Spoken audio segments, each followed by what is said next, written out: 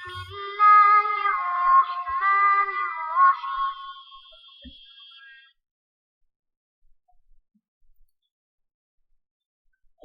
صل على سيدنا ومولانا محمد افضل صلواتك بعدد معلوماتك وبارك وسلم وصل عليه.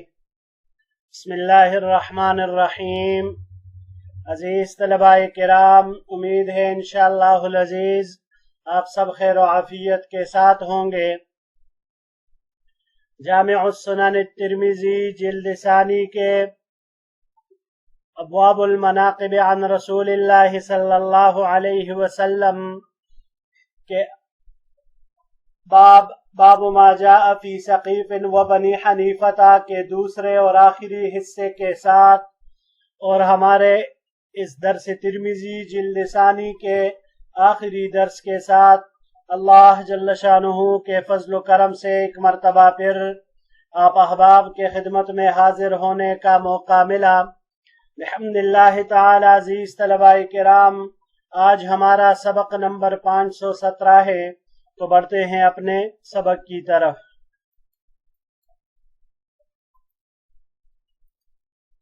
وبه قال حدثنا قتيبة قال حدثنا المغيرة بن عبد الرحمن عن أبي الزناد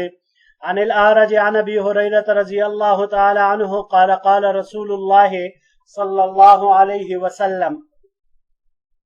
ہمیں روایت کی قتیبہ نے، انہوں نے روایت کی مغیرہ ابن عبد الرحمن سے، انہوں نے ابو الزناد سے، انہوں نے اعرج سے، انہوں نے ابو ہریرہ رضی اللہ تعالی عنہ سے کہ حضور نبی کریم صلی اللہ علیہ وسلم نے ارشاد فرمایا: والذی نفس محمد صلی اللہ علیہ وسلم بیدہ الغفار واسلم ومزینۃ ومن کان من جہینۃ او قال جہینۃ ومن کان من مزینۃ خیر عند اللہ یوم القیامت من اسد وطی وغطفان. قسم ہے اس ذات کی جس کے قبضے میں محمد صلی اللہ علیہ وسلم کی جان ہے. قبائل غفار، اسلم، مزینہ اور جو لوگ جوہینہ کے ہیں. یا راوی کا شک ہے کہ آپ علیہ السلام نے فرمایا قبیلہ جوہینہ اور جو لوگ قبیلہ مزینہ کے ہیں تو وہ قیامت کے دن اللہ کے نزدیک یقیناً اسد، طی اور قبیلہ غطفان سے بہتر ہے. آذا حدیث حسن صحیح، یہ حدیث حسن صحیح ہے. وبه قال حدثنا محمد بن بشار قال حدثنا عبد الرحمن بن مهدي قال حدثنا سفيان عن جامع بن شداد عن صفوان بن محرز عن عمران بن حسین رضی اللہ تعالی عنہ قال. ہمیں روایت کی محمد بن بشار نے، انہوں نے روایت کی عبد الرحمن بن مہدی سے، انہوں نے سفیان سے، انہوں نے جامع بن شداد سے، انہوں نے صفوان بن محرز سے، انہوں نے عمران بن حسین رضی اللہ تعالی عنہ سے، انہوں نے فرمایا: جاء نفر من بنی تمیم الى رسول اللہ صلی اللہ علیہ وسلم فقال ابشروا یا بنی تمیم قالوا بشرتنا فاعطنا. بنو تمیم کا ایک وفد حضور نبی کریم صلی اللہ علیہ وسلم کے خدمت میں کچھ مالی تعاون کی امید لے کر حاضر ہوئے، مگر چونکہ اس وقت نبی کریم صلی اللہ علیہ وسلم کے پاس دینے کے لیے کچھ نہیں تھا،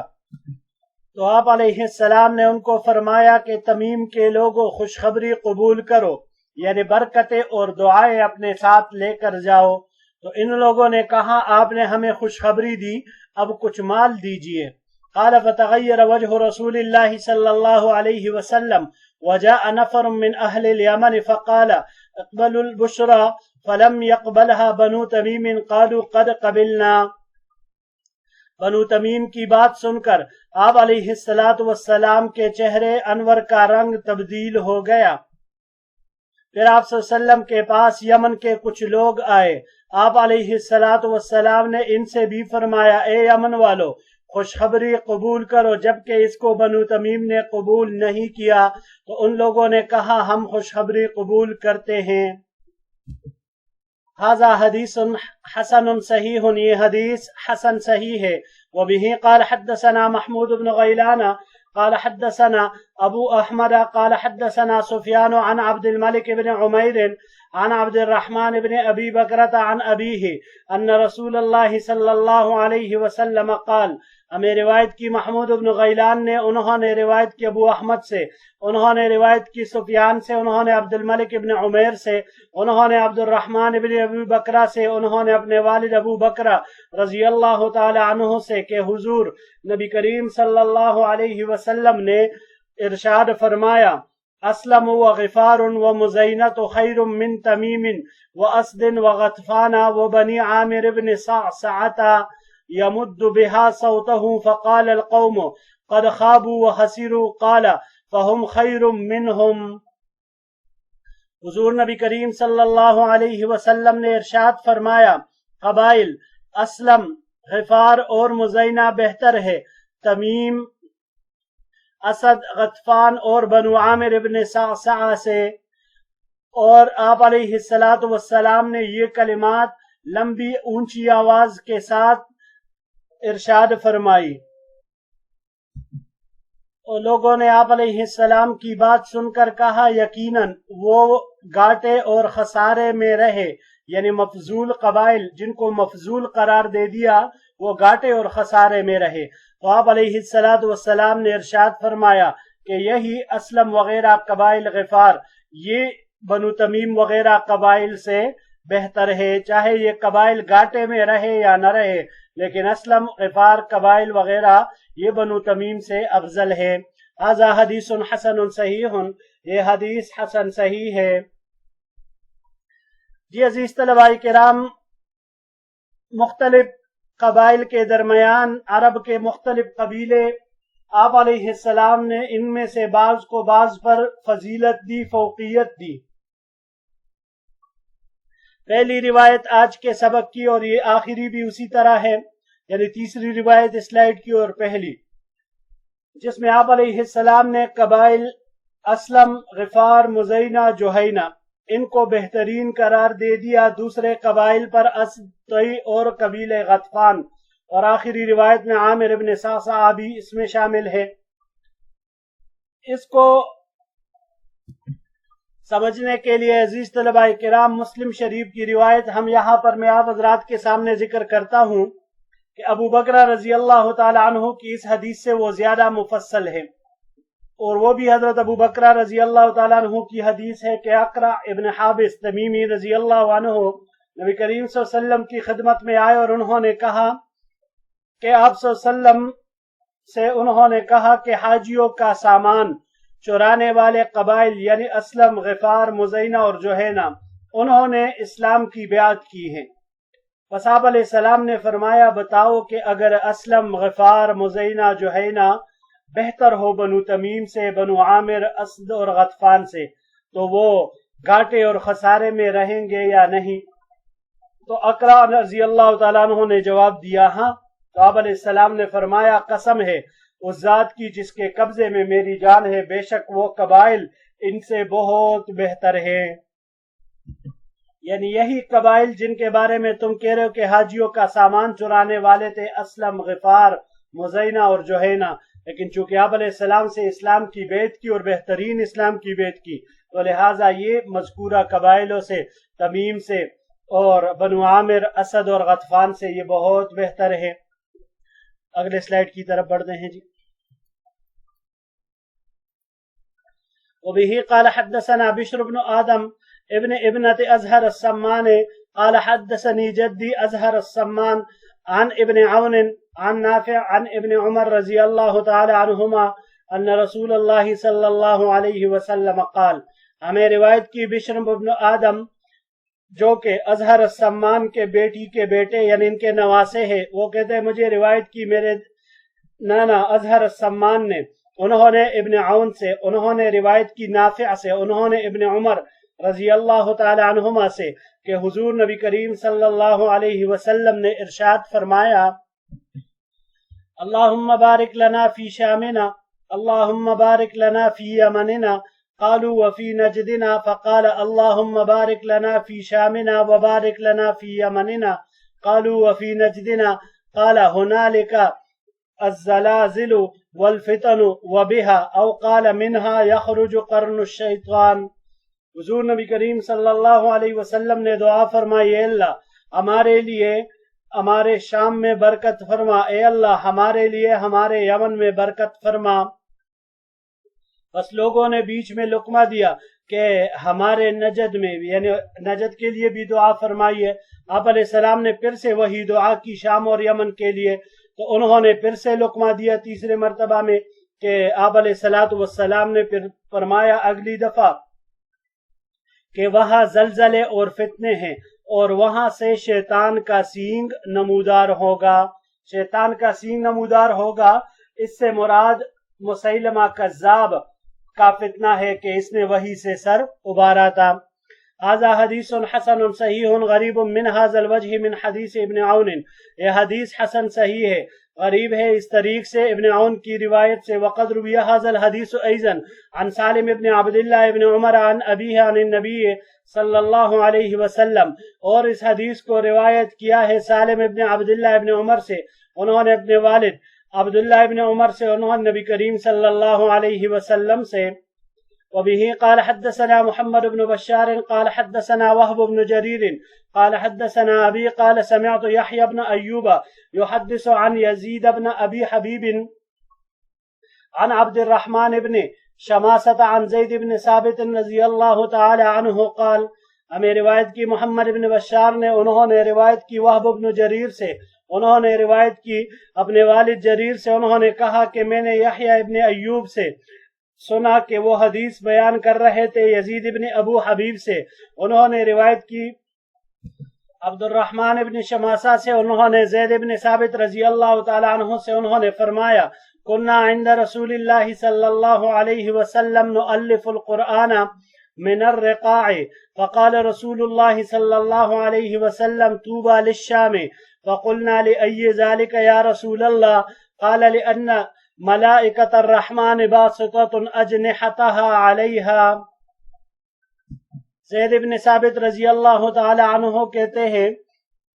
کہ ہم نبی کریم صلی اللہ علیہ وسلم کے پاس پرچوں سے قرآن کریم مرتب کر رہے تھے، چمڑوں سے، مختلف چیزوں سے۔ آپ علیہ السلام نے فرمایا خوشخبری ہو شام کے لیے۔ ہم نے پوچھا یا رسول اللہ کس وجہ سے؟ تو آپ علیہ السلام نے فرمایا اس لیے کہ اللہ جل شانہ یعنی رحمان ذات کے فرشتے شام پر اپنے پر پھیلائے ہوئے ہیں۔ هذا حدیث حسن غریب انما نعرفه من حدیث یحییٰ بن ایوب، یہ حدیث حسن ہے، غریب ہے، ہم اسے جانتے ہیں صرف یحییٰ ابن ایوب کے حدیث کے روایت اور انہی کے طریق سے۔ جی بڑھتے ہیں اگلے سلائیڈ کی طرف۔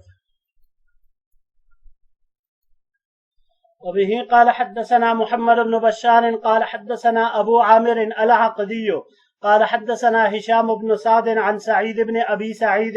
عن ابي هريرة رضي الله تعالى عنه عن النبي صلى الله عليه وسلم قال، ہمیں روایت کی محمد بن بشار نے، انہوں نے روایت کی ابو عامر العقدی سے، انہوں نے روایت کی ہشام بن سعد سے، انہوں نے سعید بن ابو سعید سے، انہوں نے ابو ہریرہ رضی اللہ تعالی عنہ سے، انہوں نے نبی کریم صلی اللہ علیہ وسلم سے کہ آپ علیہ السلام نے ارشاد فرمایا لَيَنْتَهِيَنَّ أَقْوَامٌ يَفْتَخِرُونَ بِآبَائِهِمْ الَّذِينَ مَاتُوا إِنَّمَا هُمْ فَحْمُ جَهَنَّمَ أَوْ لَيَكُونُنَّ أَهْوَنَ عَلَى اللَّهِ مِنَ الْجُعَلِ الَّذِي يُدَهْدِهُ الْخِرَاءَةَ بِأَنْفِهِ إِنَّ اللَّهَ أَذْهَبَ عَنْكُمْ عُبَيَّةَ الْجَاهِلِيَّةِ وَفَخْرَهَا بِالْآبَاءِ۔ آپ علیہ السلام نے ارشاد فرمایا ضرور باز آ جائے وہ لوگ جو اپنے ان جاہلی آبا و اجداد پر فخر کرتے ہیں جو مر چکے ہیں، بے شک وہ لوگ جہنم کا کوئلہ ہی ہے، یا وہ ضرور ہوں گے اللہ کے نزدیک اس گوبریلے کیڑے سے زیادہ ذلیل جو پاخانے کو اپنے ناک سے لڑکاتا ہے۔ اللہ تعالیٰ نے تم سے جاہلیت کی نخوت اور آبا پر فخر کرنا دور کر دیا ہے۔ انما هو مؤمن تقی وفاجر شقی الناس كلهم بنو آدم وآدم خلق من التراب، بے شک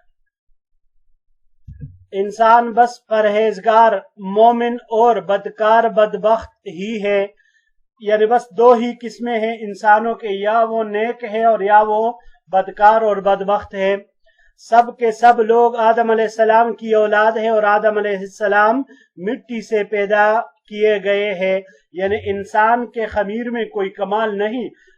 وہ تو مٹی سے پیدا ہوا ہے۔ اس کا اصل کمال انسان کے اندر اس کے عمل کی وجہ سے آتا ہے۔ وفی الباب عن ابن عمر و ابن عباس هذا حدیث حسن، اس باب میں عبداللہ ابن عمر اور عبداللہ ابن عباس رضی اللہ عنہ مجمعین سے روایات مروی ہے، یہ حدیث حسن ہے۔ وبه قال حدثنا هارون بن موسى ابن ابي علقمة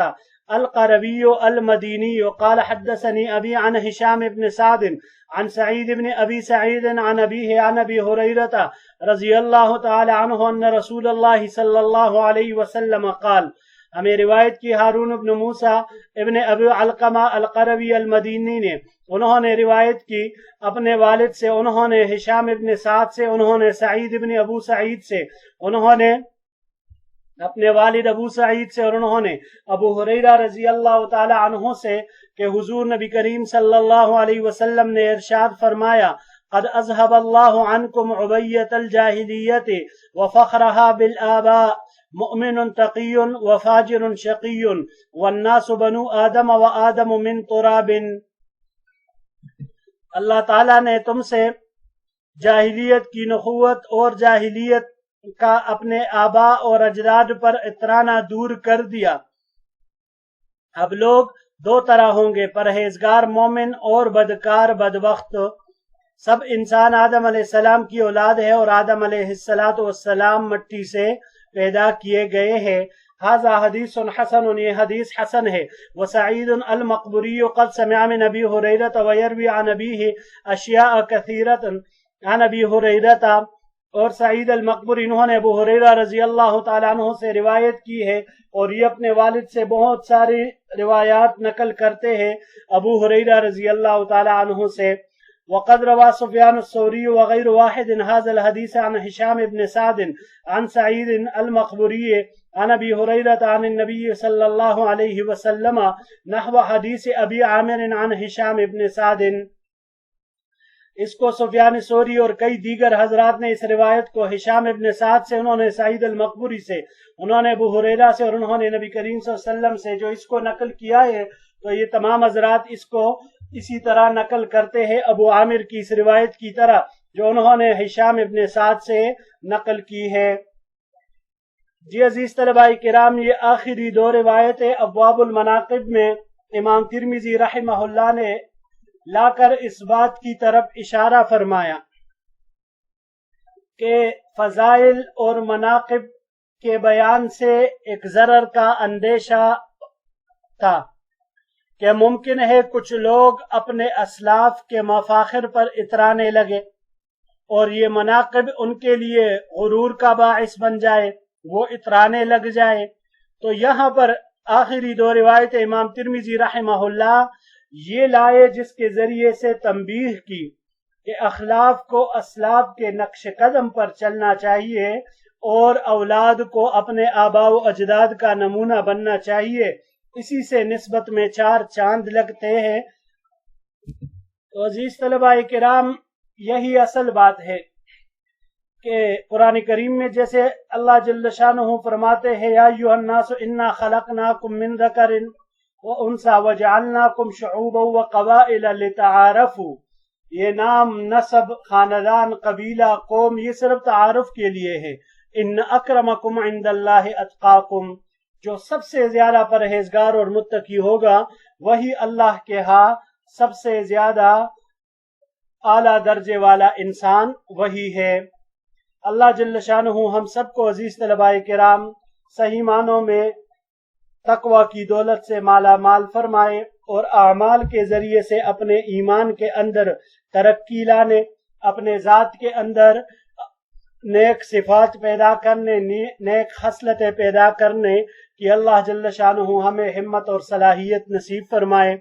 جی عزیز طلباء کرام، یہی تک ہمارا آج کا سبق تھا۔ اسی کے ساتھ الحمدللہ ثم الحمدللہ ثم الحمدللہ، صرف اور صرف اللہ جل شانہ کے فضل و کرم سے یہ ترمذی ثانی کا جو حصہ میرے ذمے تھا وہ اپنے اختتام کو پہنچا۔ یہ صرف اللہ کے فضل و کرم سے ہوا۔ میں یقینی طور پر اس کا اہل